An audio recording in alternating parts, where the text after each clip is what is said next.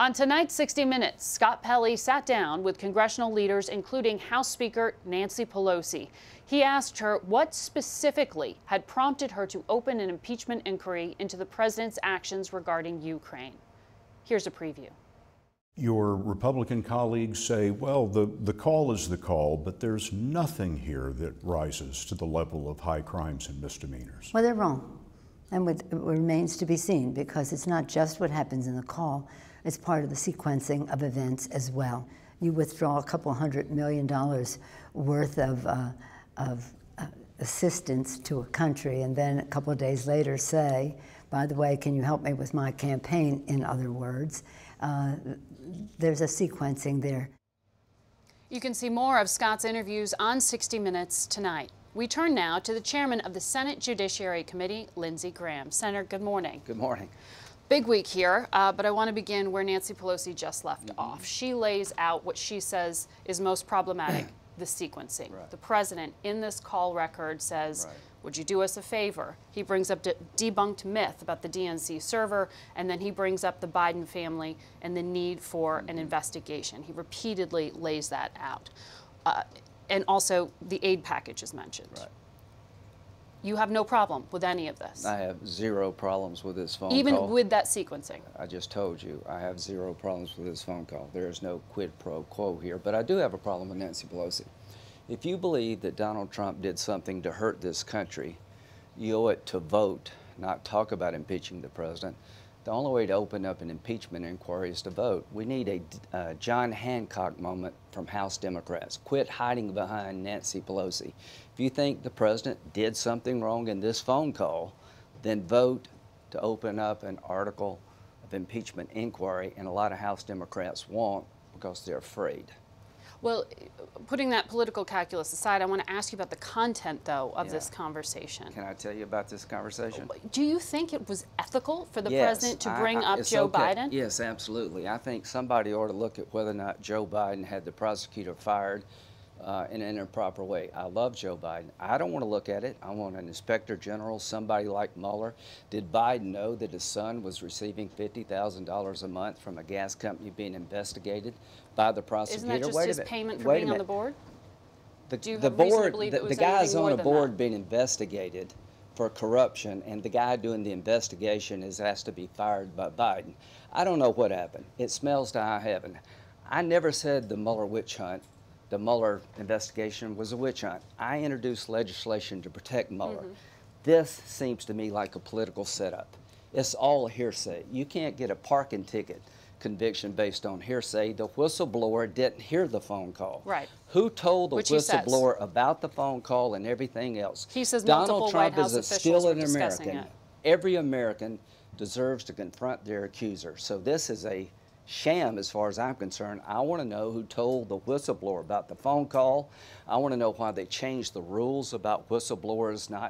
The hearsay rule was changed just a short period of time before the complaint was filed. The complaint sounds like a legal document. Who helped this guy write it or this girl write it? We're not going to try the President of the United States based on hearsay. Every American has the right to confront their accuser. You wanted the president to release this partial call record. I did. But you're saying this is hearsay. The complaint on a number of fronts is matched by the call record. The transcript and the complaint are not matched. The reference to the DNC server. Please let me talk. Will you do a favor? I'm laying out the facts here. No, you're not. The you're making an argument. reference to Joe Biden. Here's all those the point. things Joe are laid Biden out here. The fact that the Attorney General was brought up. You know, you've got an opinion, I got an opinion. You got me on the show to tell me what I think. I think Mueller did a good job for the country and there was nothing there. I think this whole thing is a sham. I can't believe we're talking about impeaching the president based on an accusation based on hearsay. Who is this whistleblower? What bias do they have? Why did they pick this whistleblower to tell a hearsay story? The transcript does not match the complaint. What's going on here? Why did they change the rules about a whistleblower? You can use hearsay when you could not just weeks before the complaint. So I think this thing stinks. And let me tell you about Republicans. You want to know about Republicans? Republicans believe that you're guilty just by the accusation. If you're Brett Kavanaugh, it doesn't matter. They don't tell you when it happened and where it happened. It just happened 30 years ago. If you're Donald Trump, you don't get to confront your accuser like every other American. Republicans believe this president's being persecuted. They don't love Donald Trump and the way he does business. They like what he does, but they believe he's being persecuted. They believe that everybody's out to get him. And I believe, as to this complaint, it smells. So the acting director of national intelligence, who was put in that job by the Trump administration, said he believed that the whistleblower was acting in good faith. No, he did not. He said they couldn't question his motives, but he didn't know if it's true or not. So Adam Schiff read the transcript in a way that everybody would believe that Trump's guilty. The DNI did not say he could confirm this. No. He didn't know. He didn't have any reason to believe the whistleblower was doing anything wrong. What I want to know, who told the whistleblower about the transcript? Who told the whistleblower about a phone call between the President of the United States and a foreign leader? This is the third time a phone call has been compromised. I've read the transcript. I'm fine with it, but I'm not fine with this president being impeached based on hearsay. Every American should be able to confront their accuser, including Donald Trump. The whistleblower here says that multiple White House officials conveyed this to him, and the fact pattern was laid out. But just to move on to another point. But now, wait a minute. Let's stop right there. The whistleblower says, I have no direct knowledge. Right. Multiple White House officials told me this. Yes. They tell me about a phone call. There's a disconnect. Who are these people and what are they up to? You know, Mueller wasn't a witch hunt, but this is, Salem witch trials have more due process than this. How do you know she's a witch? Somebody told me she's a witch. What do How you do you think, know she's a witch? Do you think I read articles thinking she might be a witch. Do you think the president's personal attorney, Rudy Giuliani, is advising him on this? Should he be out there publicly calling for the Ukrainian government to investigate Joe Biden? Why don't you ask him he's going to be on? Corruption abounds in the Ukraine. If he's doing a good job? Do you think he's being advising the president? Here's what I think. I think nobody's asking about Joe Biden calling for the guy to be fired who's looking into a board that his son sits on.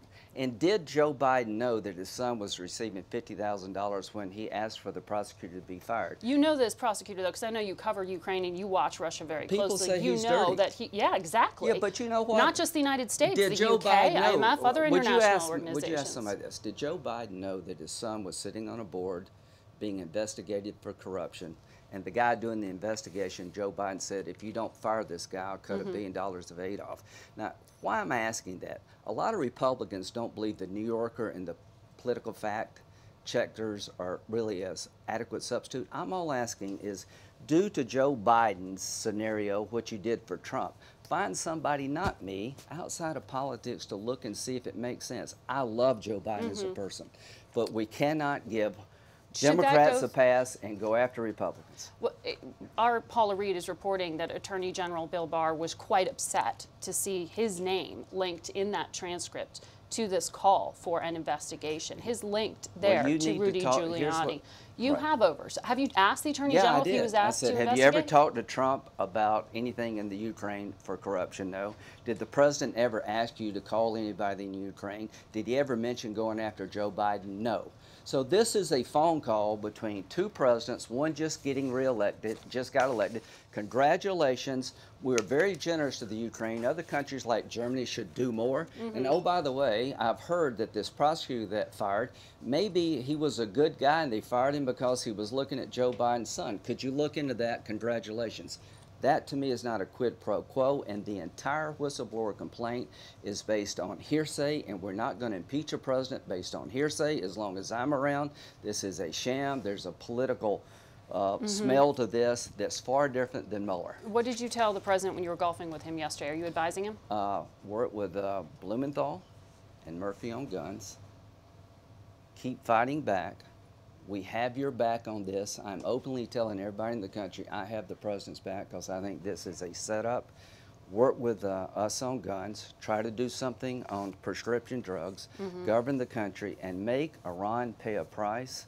You had a measured response when they shot down the drone. It didn't work, Mr. President. They're running wild. The Iranians put them back in a box. Try to be a good president, defend yourself.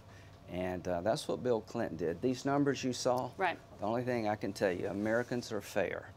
And if they believe President Trump did something troubling, they'll count for that. But I don't think they're going to remove a man for office based on a hearsay accusation. And Bill Clinton was able to do two things at once. Defend himself and govern the country. And that's my advice to President Trump. Senator Graham, thank you.